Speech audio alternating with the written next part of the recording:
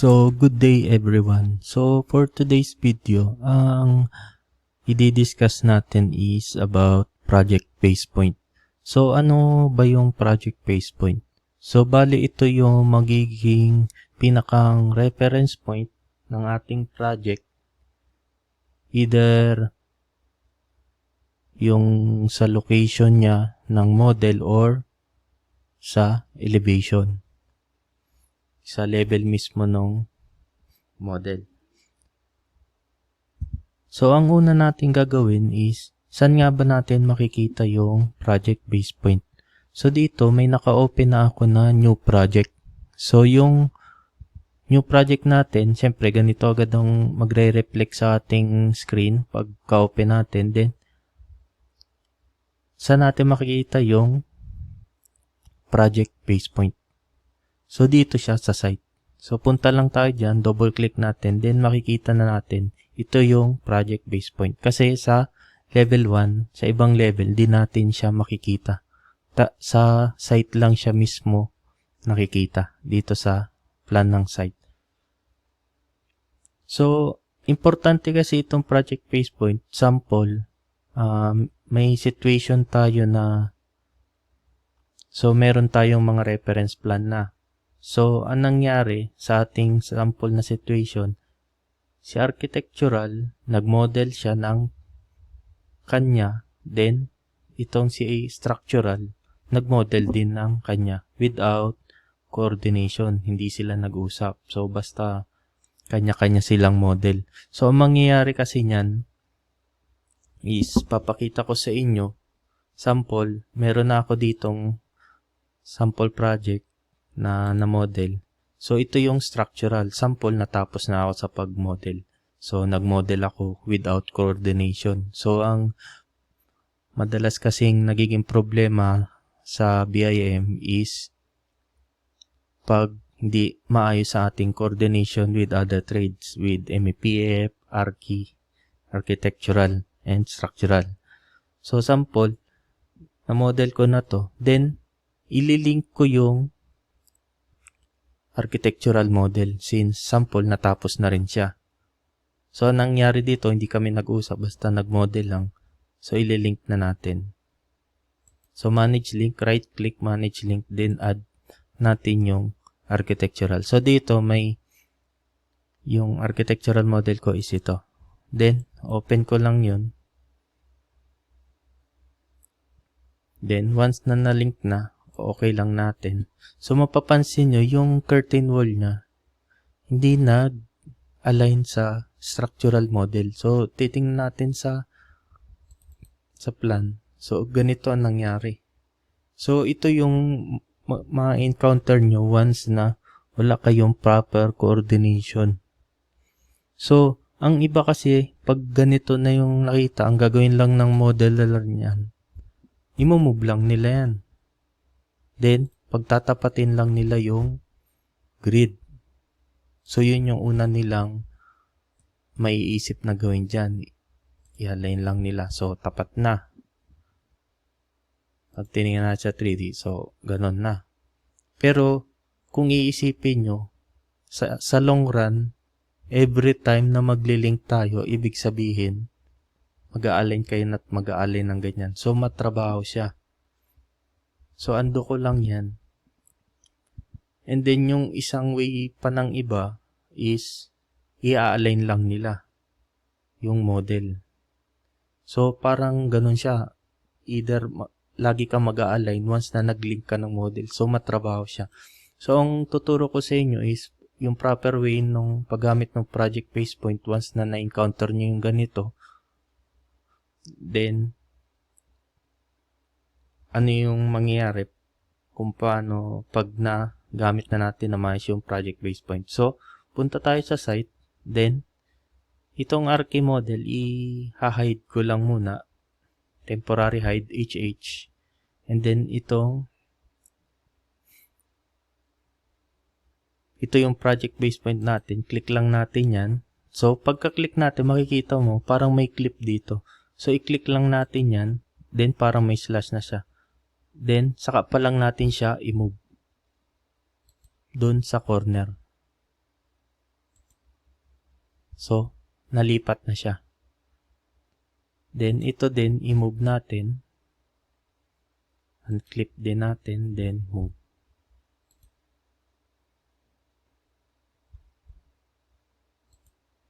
So, makita nyo, nandun na siya sa corner. So, tandaan nyo kung saan nyo nilocate yung project base point. Then, i-click lang ulit natin yung clip, then okay na siya. So, yung isa, then click ulit natin, din okay na. So, yun yung ginawa natin sa structural. So, sa Archi, same procedure tayo. So, punta lang ako dun sa Archi model. Then, ito, same procedure. Click natin to, then parang unclip, then move.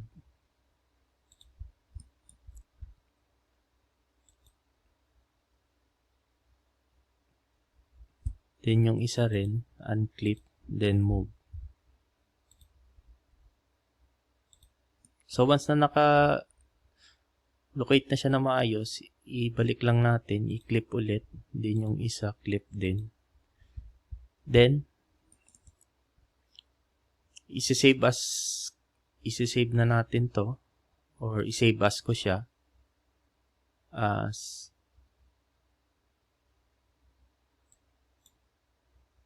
so, ilagay ko lang na R1.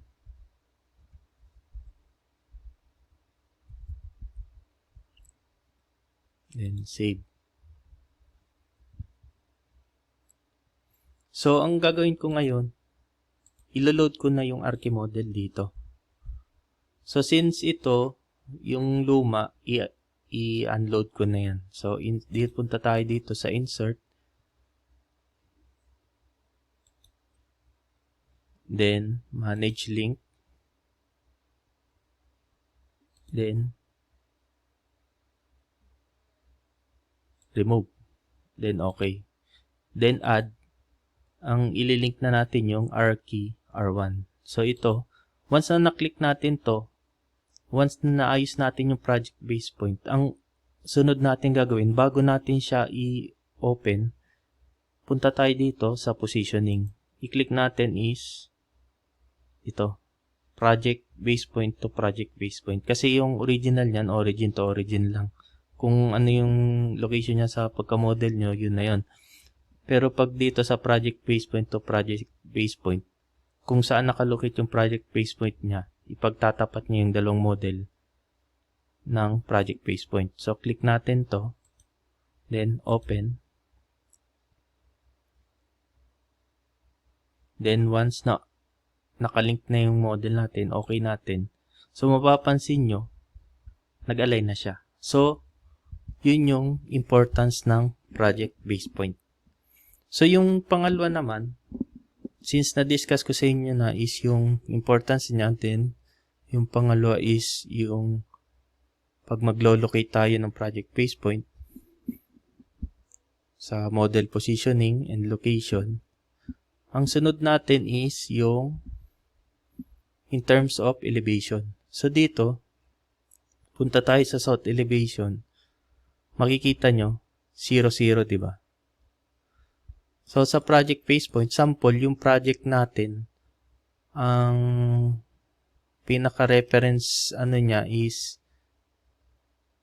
from 0, 0, naka-elevate pa yung ating project ng either 5,000 or kung ilang elevation man yon, doon natin babaguhin sa project base point. So, sample dito, balik tayo sa site. Click ulit natin to. So, ito na yung project base point niya. So, dito, i-click nyo itong elevation to 5,000. Then, mapapansin nyo, naka-clip pa to, di ba? Then, click nyo yan. So, nag 5,000 na siya. So, ang next naman is unclip nyo, then i-zero nyo. Then, once na zero yan, i-clip nyo ulit. Then, mapapansin nyo, i-hide ko lang muna yung Archi model. So, mapapansin nyo, nagbago na siya. Naging 5,000 na. So, ganun lang yung level 1 natin, naging 5,000 na. So, yung ganitong instance lang naman, if may specific elevation na nire-require ang design natin. So, yun lang yung para mabago yung elevation. Para hindi na kayo, kasi ang gagawin ng iba, from zero, mag-move sila. So, paano kung ang nangyari na is na model na sa zero mismo? So, sa project base point natin siya pwedeng baguhin. So, kung ibabalik natin siya, balik lang tayo sa site. Then, click natin. Then, ang gagawin natin, unclip. Then, 5,000. Then, unclip natin to 0. So, balik tayo sa south. Elevation. So, yun. Nag-0 na ulit siya. So, ganun lang yung paggamit ng project base point.